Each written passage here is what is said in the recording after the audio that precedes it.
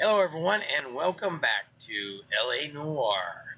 Guys, we just got done with the electroplating explosion case. Now we're moving on to our next case called A Different Kind of War. Hope you guys are enjoying the gameplay.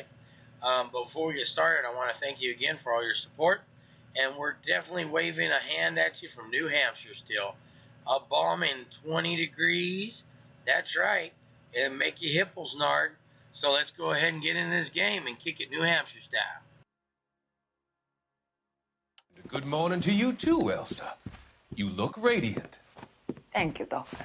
We haven't been seeing much of you lately, Elsa. You've been missing appointments. I'm sorry, Doctor. I've been feeling much better. That's very good to hear. And what has brought about this improvement? It's the new man in my life. He's convinced me to fight my addiction. Ah, the policeman from the newspapers. How has he coped with his fall from grace? He can finally see things from a human perspective, rather than the ivory tower he created for himself. It's making him stronger. It's making me stronger helping him. You wouldn't make a bad analyst yourself, Elsa. Should we swap seats? We're both finding we have a lot to live up to. And what is that? In my case, Lou. He went through hell along with me and still came out smiling. In Cole's case, his friend, Jack Kelso. Kelso? You've heard of him? No, I just like the sound of his name. Cole and Jack are working on a case together. Is Jack a policeman too? No, he works for the district attorney. What? He's a special investigator. I thought you didn't know him. I have never met the gentleman in question. He has been looking into Lou's case. Cole thinks it might be linked to some fires he's investigating. You look pale, Doctor. It's cold in here, Elsa. I think I'll close the window.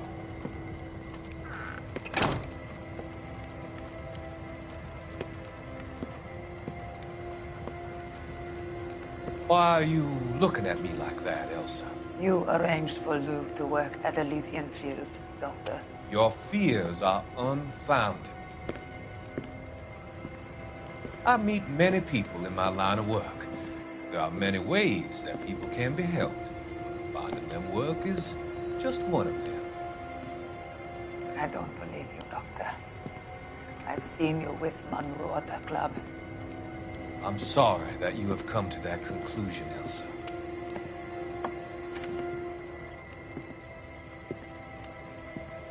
I've always so enjoyed our conversation. I can see your future, Elsa. And Cole, the policeman. And Jack, the investigator. It's an unfortunate and grisly end.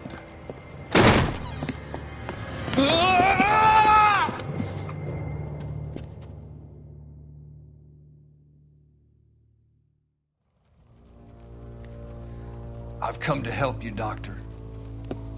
To help you cross over. All your sins will be forgiven in the next life.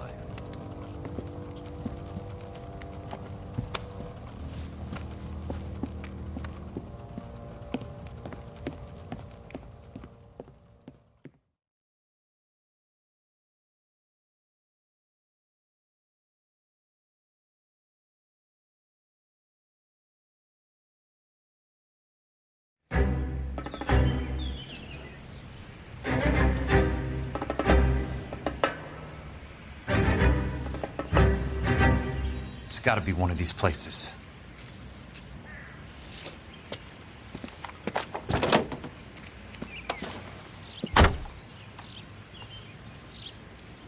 The arsonist's a bug sprayer. He must have worked at one of these joints.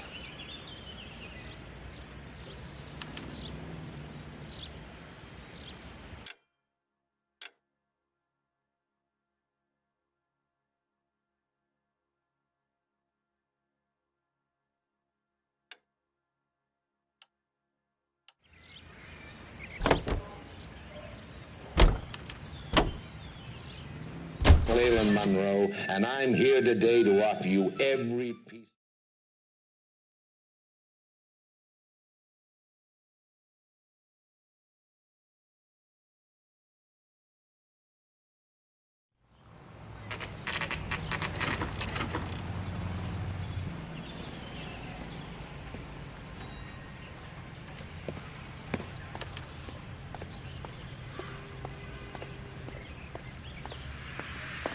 Help you? How many guys you have working here, Pop? Who's asking, son? It could be official or unofficial. Depends on how you want to play it. You should get to a hospital, son. That arm of yours appears to be letting in daylight. Save the pity for the other guys. They're the ones who need it. I'm looking for a big cowboy who works pest control. Does he work here? We don't have anyone like that here. You sure? I'm not the type of guy you want coming back. Yeah, I'm sure.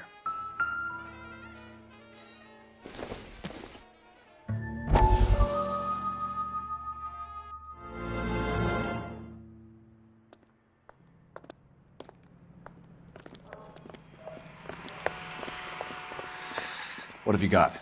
Looks like a drug overdose. Get away from him, Phelps. This is my case. Shut your fucking mouth! Since when does a bagman work a case? I knew this creep wasn't on the morphine heist. Victim of his own product. Hey, detective! Can we back it off a notch? This is getting out of hand. A time to talk and a time to shut up. Now is the time to be quiet, son. Courtney Sheldon was a corpsman, Roy. He served his country. He went out with a medical kit and an Army 45 into places that made the Valley of Death look like a picnic. He was either naive enough or dumb enough to get involved in the Suburban Redevelopment Fund, along with the mayor, the DA, Monroe, and a certain crooked cop. He was involved in the morphine heist, but he has a puncture wound in his jugular, which makes this a murder case. He was a better man than you'll ever know. You say one more word about him and I will blow your fucking head off! You finally lost it, partner. I have a pretty good idea why Sheldon is dead. And I know about Monroe. Your vast, corrupt future is draining away as we speak. I got better things to do than argue the rub with you. Stay with him until the coroner gets here. Make sure technical services bags the evidence. If you let this creep anywhere near it, I'll come looking for you. Yes, sir. You know, Phelps, you're not the worst asshole going round. Thanks, Herschel. This guy must have escaped from the loony bin.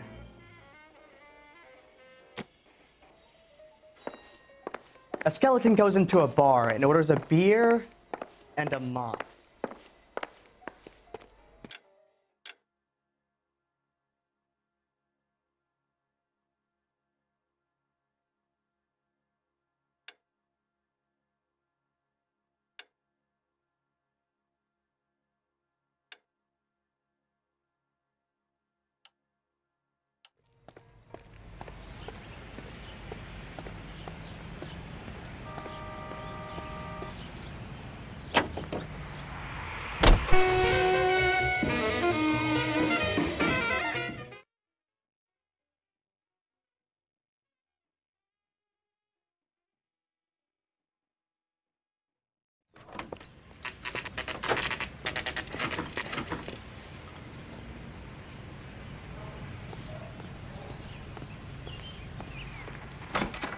Welcome to Nuclear.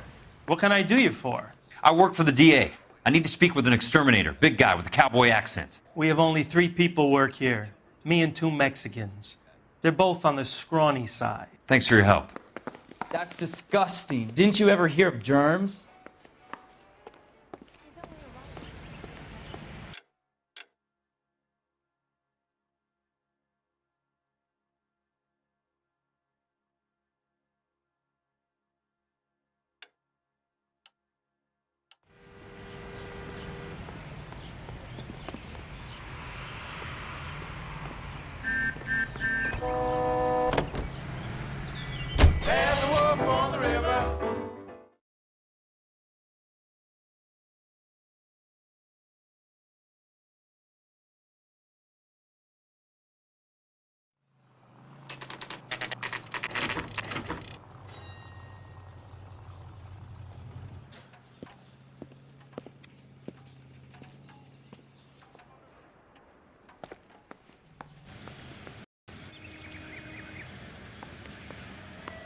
I work for the DA.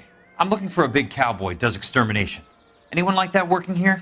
Well, I wouldn't want to get anyone into any trouble. We could do this the hard way. An address? Yeah, he lives in a bunkhouse on the remains of the old Rancho Rincon. Thanks.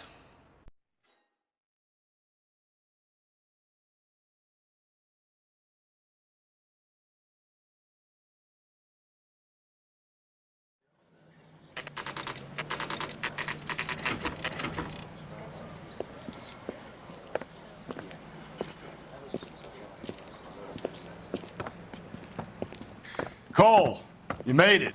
What's this got to do with me, Rusty? Dr. Fontaine, prominent shrink, dead in his patient's room.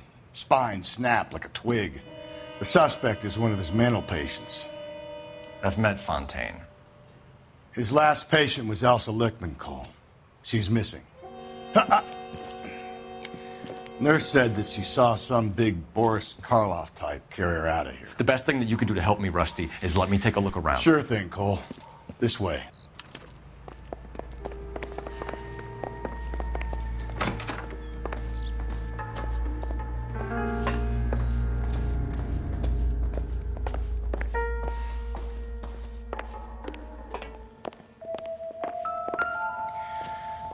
Take your time. I'll give you and the doctor some privacy. Good doctor has been marking this map.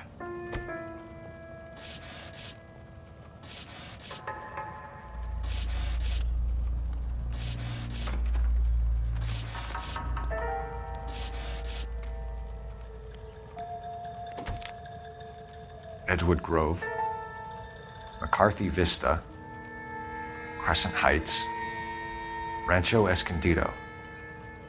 Do those names mean anything to you, Herschel? Yeah.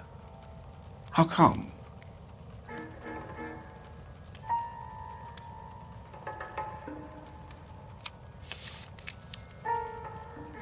New houses all being built in the path of the freeway?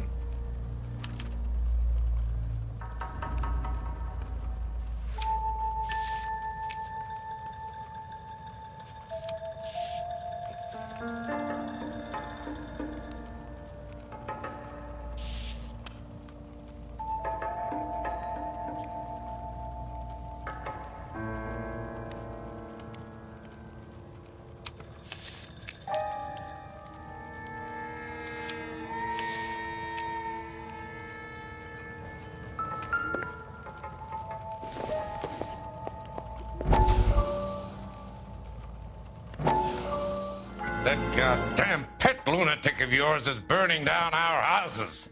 Keep your voice down, Leland. Control is of the essence. Keep your voice down. Do you know how much these sons of bitches charge for lunch? Fuck them.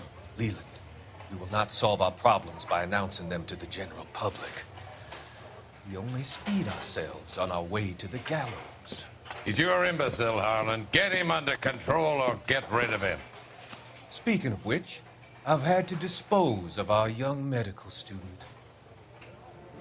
What? You certainly are a cold character, Harlan. He has a friend called Kelso who knows all about the development on Normandy Avenue. I know about Kelso. And you thought it unimportant to inform me. I thought I could take care of it. Have you? No, I haven't. Kelso works for Benson. Is he reliable? No, he's totally unreliable. But he has so many pernicious habits, he's got nowhere to run. Can you take care of Kelso? Don't push me, Harlan. Get rid of the fruitcake. It's no longer necessary. I'll take care of Jack Kelso.